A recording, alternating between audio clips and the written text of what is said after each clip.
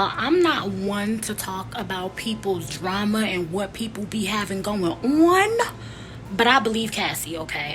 You in danger, girl. I believe Cassie personally. Now, I want to read this to you all. It says Mr. Combs and endured over a decade of his violent behavior and disturbed demands for and that's Cassie's name. The dark times were those she spent trapped by Mr. Combs in a cycle of abuse, violent and sex trafficking, among other violent and unlawful acts. Mr. Combs raped Cassie in her own home after she tried to leave him. And then they continue by saying that often punched, beat, and kicked and stomped on Miss Cassie, resulting in bruises, busted lips, black eyes, and bleeding. Blew up a man's car after he learned that he was romantically interested in Cassie, forced Cassie to engage in sex acts with male sex workers while masturbating and filming the encounters. Child, not no R. Kelly. Ran out of his apartment with a firearm in pursuit of a rival industry executive whom he learned was nearby.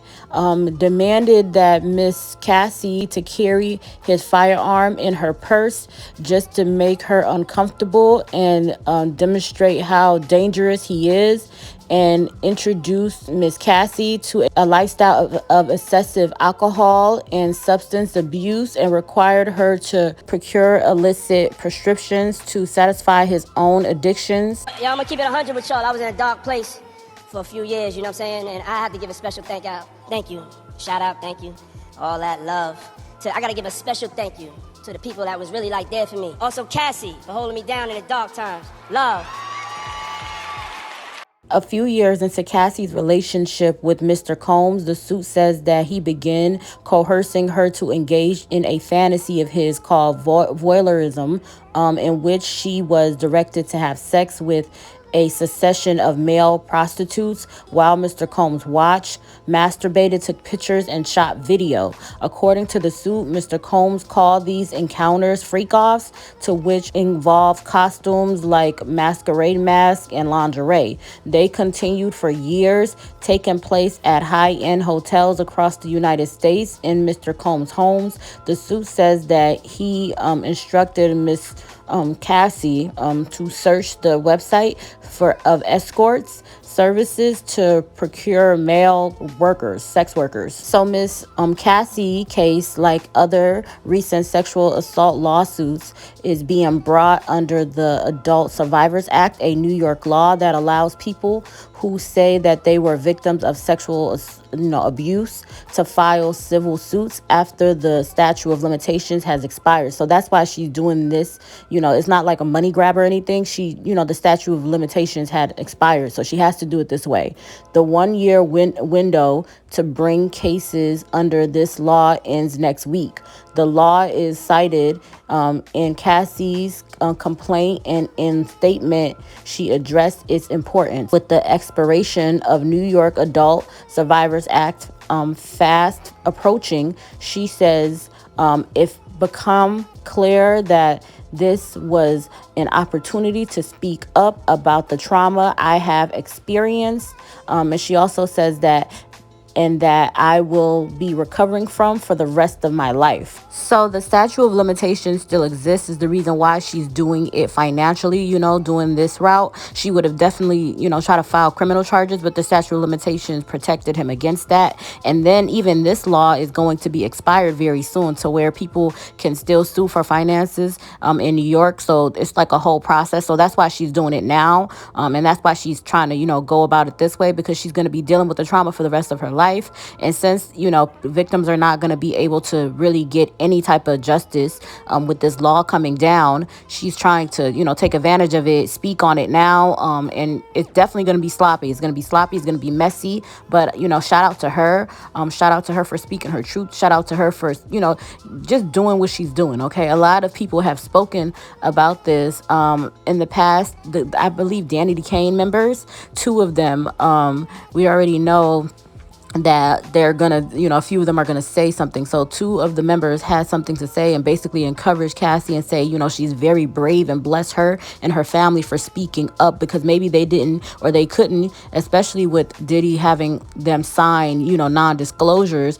Who knows who signed it, but yeah, so Diddy was trying to stop them from speaking up, period, by giving them their publishing, by and making them sign non-disclosure so they can't speak on the things that he's did. Ooh, crafty motherfucker.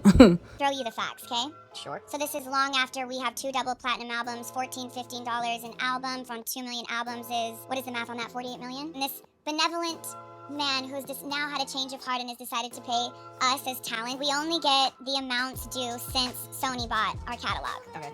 So streaming for the past couple years, it's about $800, $900. I have to sign an NDA that I will never disparage Puff, Bad Boy, Janice Combs, or Justin Combs Music, or EMI, or Sony ever in public. I would like to do a documentary for Hulu, or Netflix, or Amazon, a streaming site. I offered some of the girls, hey, if you need $800-900, I'll give it to you. Don't sign this. Because y'all remember that Japanese girl that came out on Tasha K's show and said that Diddy was doing all of the things of the things of the things? He had caught me texting another man. We was in Miami. It got really crazy that time. We was upstairs and he had we were in his closet and he pushed me and I fell to the ground and then he stood over me. So I was laying on my back and he stood over me and he started punching me like this. He avoided my face, but he started punching me on the side of my head, and I was just covering my face. And then after he got done doing that, he stomped on my stomach really hard, and I took the wind out of my breath. I couldn't breathe, and he kept hitting me, and I was pleading to him can you stop? I can't breathe. And he stopped for a little bit. He grabbed my hair from the back and was punching the back of my head, because he was just avoiding my face when he was hitting me. And Young Miami, remember when the girl said that, she said this. She said, Gina, you been down bad ever since I came into the picture, ho. You been crying for a baby for 10 years, ho. You been around as a bitch that eat pussy and dick when he feels like it. You a eater. And you the same bitch that was crying on Tasha K because you wanted a baby. Poor sushi. And then she also said, then if I wanted you to eat my pussy, Diddy would have had you on your knees, ho. You a eater. Ooh, child. Now, mind you, this is after the girl had came on that Tasha K show, said that Diddy basically kicked the baby out her stomach. And Young Miami, these were her responses. So I believe she knew everything about it.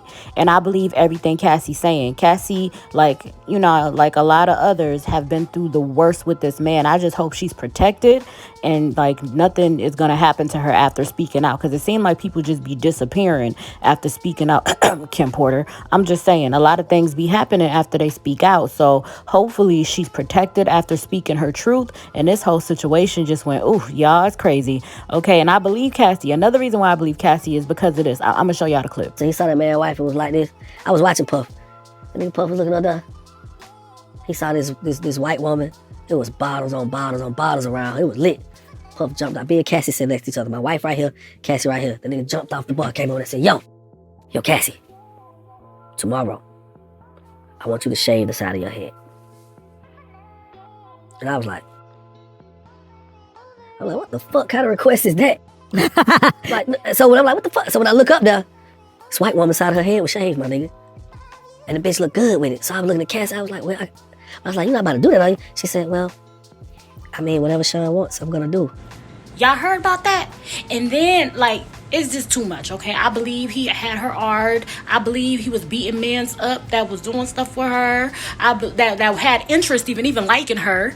I believe Cassie know where all the bones are buried, and she coming for $30 million. And I'm like, okay, listen, Young Miami better be careful. Because, I heard he be peeing on Young Miami, even though she say it's a lie. It's a whole lot of mess, okay? It's a whole lot of mess. The internet is going crazy, okay? I'm going to do a voiceover for her accusations. But y'all believe it? I believe it. Because ain't no woman going to lie like that for no reason. I believe every bit of what she's saying, okay? Young woman, beautiful woman. She's a lawyer, or at least she was. She used to be an entertainment lawyer. I'm not going to say her name.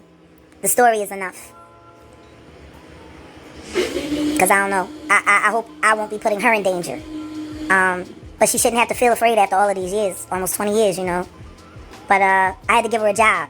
I shouldn't say I had to give her a job. I gave her a job working for me so she could find some safety. Because while she was working at Bad Boy, because she was one of the lead counsels for Bad Boy Entertainment, she witnessed something. She witnessed something that was disturbing to her. But what was really disturbing to her was the conversation that she had with Diddy after. See, Christopher Williams, I don't know, I guess he wanted to sign. I don't know what happened. But Puff was supposed to be giving him a demo deal, and he gave him a demo deal, and I guess it was supposed to turn into an album deal, which that never happened. But this young woman walked in to get approval on some paperwork, see. And when she walked in, the door wasn't locked, so she didn't think twice about just walking in. And when she walked in, she saw Christopher Williams performing fellatio on Puff. Now, from what she said to me, it was disturbing because, you know, they didn't stop. She just walked out, and she just kept her head down at the office the rest of the day, I believe it was. And I don't think it was at the end of business day that day, but I think it was the following day. He came into her office and was like, yeah, so you came in there, so what? What you gonna do? You gonna say something? And she was like, oh no, she was like, I just don't understand why you left the door unlocked. If you were in there doing that, why would you leave the door unlocked? He said, I'll do whatever the fuck I want to do in my building. And I just don't know. He was like, it's power, see? I can make a man, he said, if I can make a man suck my dick, I can make people do anything for money. That's what you said, Puff, about Christopher Williams sucking your dick for a demo deal, and you cut him a check.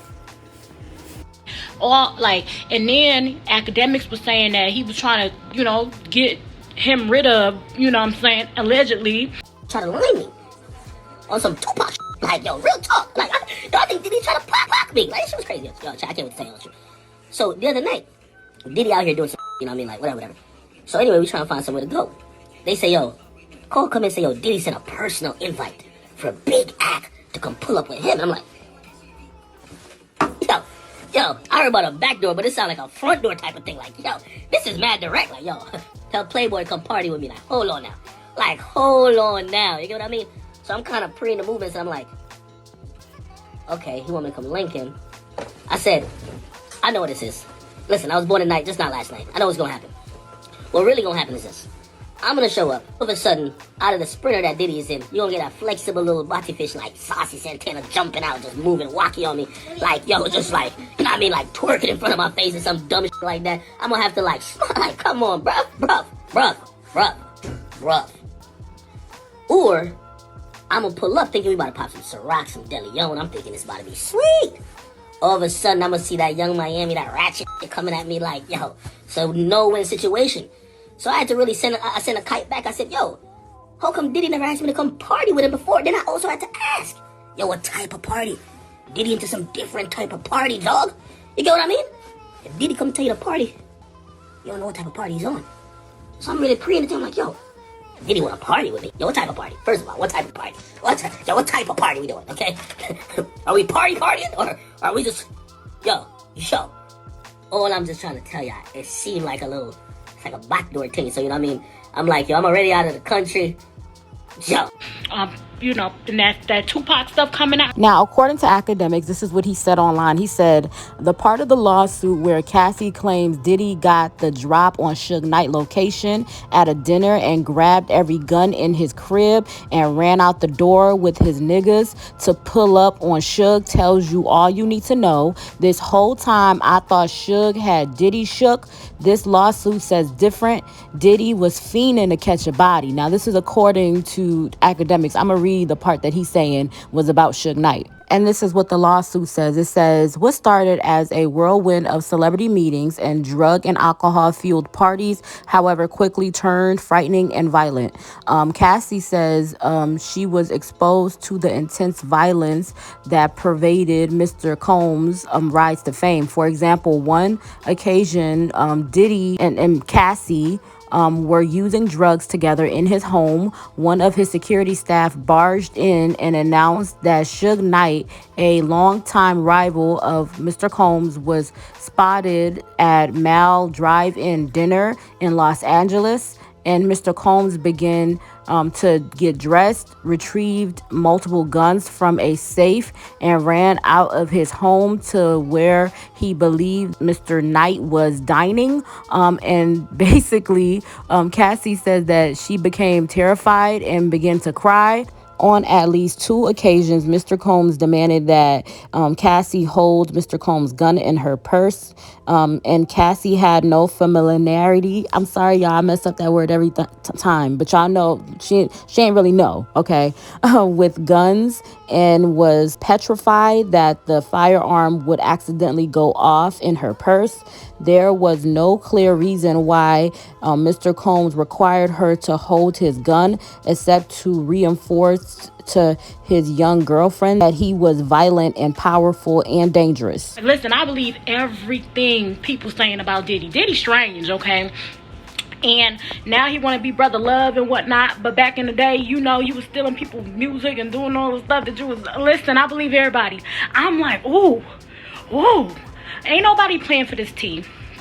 My cup was like filleth over, okay? I wasn't planning for the tea. And now y'all done gave me tea that I wasn't planning for. And it's hot. I got things to do tonight, okay? And I'm just like, damn. I was thinking to myself the other day, Uptown Records started with 5 people. Andre Harrell, I'll Be Sure, Heavy D, and Puffy.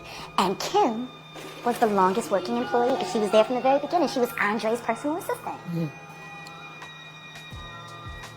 Kim's dead. Heavy D is dead. Andre Harrell is dead. The only 2 left are Puffy and Al almost died. Isn't that interesting? That is interesting. Heavy D was found dead, face down in the heart attack. Andre Harrell, heart attack. Kim died from pneumonia, but there's the first coroner's report that said that she died. It was ruled a homicide, and they found toxins in her body to prove that she had been poisoned. You know, they have poisons that create heart attack and pneumonia-like symptoms. And then right after that, Al had a meeting, and I was going to meet up with him because we were in Vegas, and then the next thing you know... You want to know what they all had in common, though? The survivors and the late of Uptown Records, they were all writing tell-all books. Andre was writing a book right before he died. Heavy D was working on a book before he died. Kim Porter was working on a book before she died. And Al B. Sure was working on the documentary of his life. And then he goes into a coma. Has Puffy ever been in a coma? Has anything happened to him? He must be the luckiest motherfucker, because it seems like everybody that worked at Uptown Records from the very beginning is gone. Damn. Okay. It's a whole lot of. And I believe every lick of it, okay? Every lick of it. Y'all believe it? Cause I don't think Cassie gonna lie. Like, Cassie don't give me she don't bother nobody. She mind her business, okay? She ain't got no reason to lie on that man like that. I believe everything she's saying. I'm just taken aback. Y'all. Okay, it's a lot.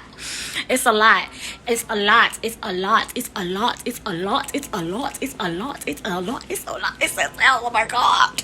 Let's sue his ass. Take it all, okay? Shoot, he ain't gonna give it to his artist. Take it all, Cassie. Take every bit of it. Not half. Not in, don't split it. Take it all. Take all the money. Hell, take it all. Shoot. Young Miami gonna go back to being a city girl because I heard JT gonna leave. Listen, take it all. Okay, take it all, Cassie. I believe her. Y'all don't believe her? I believe her. Okay, I don't think she don't give me liar, pants on fire. This gonna be a messy. Everybody going to court, ain't they? Kiki going to court. Everybody taking their significant others to court. Everybody gonna be in court. And listen, I'm gonna be over here reporting on the court cases because it's a lot going on. But y'all let me know what y'all think, okay, about all the allegations. Let me know what y'all think. I love y'all. Bye.